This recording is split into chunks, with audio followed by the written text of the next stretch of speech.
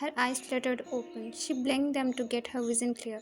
Her head felt heavy with her body oval. Her body was unmoving. She looked down only to find herself tied to a chair. She looked around the place she was in and it was spooky. She was about to scream when her eyes fell on him, and they widened in horror.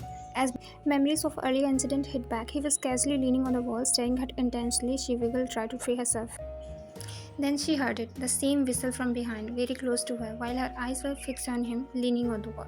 The whistle got replaced with a sweet chuckle. She closed her eyes, and when she opened them, he was bending to her level with a sweet smile plastered on his face.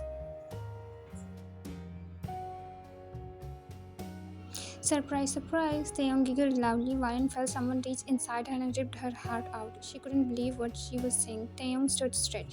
His clothes were wet and her hair were messy. Tears of rage and betrayal were dripping from her eyes. Oh, why are you crying? Did I scare you? Am I scary to you now? Taeyong pouted, thinking hard. Jungkook, am I looking scary? He asked the other male who was silently leaning on the wall watching the scene unfold, but spoke nothing. Taeyong looked at Wine and gasped dramatically. Ah, you must be wondering, who is he, don't you? Taeyong spoke. He is Jungkook, JK, my crime partner, just like you have one.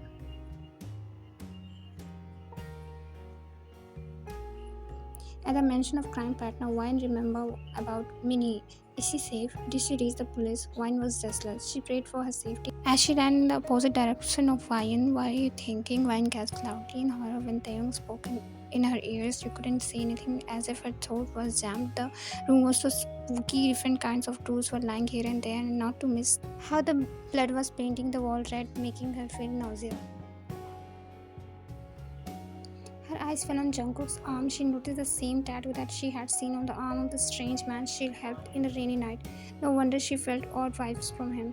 Taeyong grabbed her chin and made her look into his eyes. Her body shivered watching him carrying a sharp knife, but her breaths were heavy. He's muscled and she's definitely going to die now, but she has no one to mourn over her dead body except Minhee. She opened her teary eyes when she heard a soft chuckle.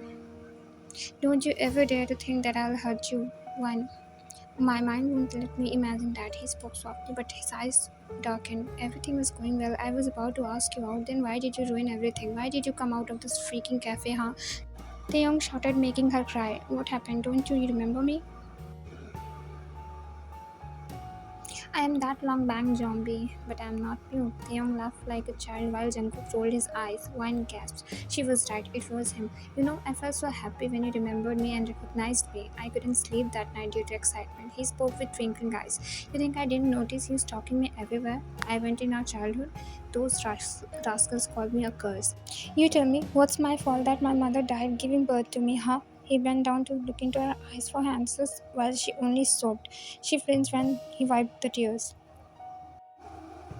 Don't cry, please. You are making me cry. He sniffed, making her cry louder in horror, and Taeyong panicked. Don't cry. What should I do? Jungkook, help. Taeyong said in panic. His condition was like a child. Should I dance or should I sing a song? So you stop crying, huh? I should sing a song. Yeah, I should sing a song. Don't judge me, okay? He took a breath.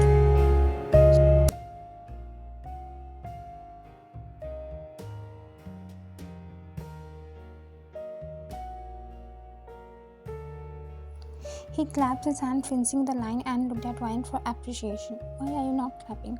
Oh, your hands are tied. He gasped and held the knife, cut her ropes, but as soon as he cut the rope, she pushed him, making her run out of the room. But both males didn't move an inch, letting her do what she wanted.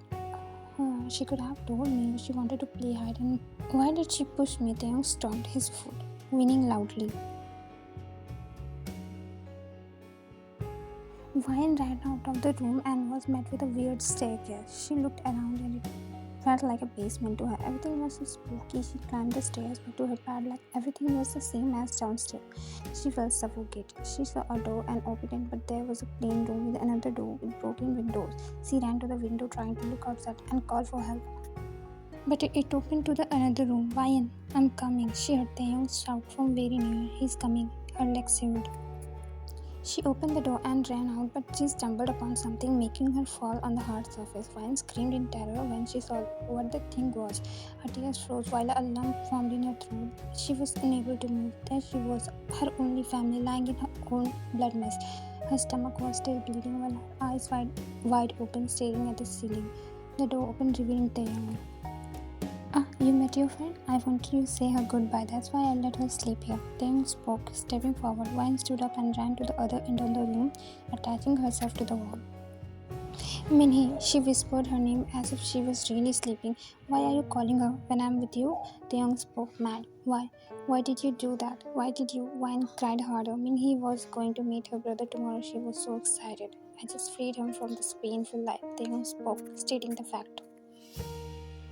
Bullshit. You can't hide your sin, naming it salvation. You're a monster, she shouted. Enough. Now come here. The young marched towards her, but his eyes widened in panic when she put a broken glass on her neck. She had picked the glass when she was near the window. Violence completely lost her mind after watching her best friend's dead body. Put it down, Vian. We can't talk about it. I'll let you go, I promise. She pressed further on her skin, making it bleed a little when he tried to step ahead. No, don't you dare hurt yourself. Why don't you understand? Just forget everything and cooperate with me. I don't want to be alone anymore. Don't do it. Taeyong ran towards her, but before he could reach her, she stumbled on the floor, coughing blood. She stabbed the broken glass on her neck. Taeyong screamed.